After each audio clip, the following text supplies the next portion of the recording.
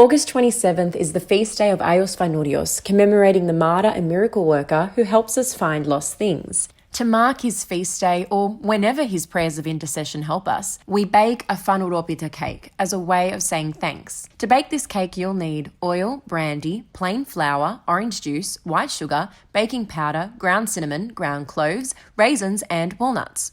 Preheat your oven to 180 degrees Celsius and make sure that pan is oiled. Let's start measuring. You'll need half a cup of raisins, half a cup of walnuts, 1 cup of sugar, 1 cup of olive or sunflower oil, and a 1/4 cup of brandy. Crush up those walnuts and then, when you're ready, in a large bowl, mix your oil and sugar. Add 1 cup of orange juice and that shot of brandy you were tempted to drink earlier. Mix 2 teaspoons of ground cinnamon with a 1/4 teaspoon of ground clove and add it to your mixture. Once you've mixed well, add your 1.5 teaspoons of baking powder and mix that in too.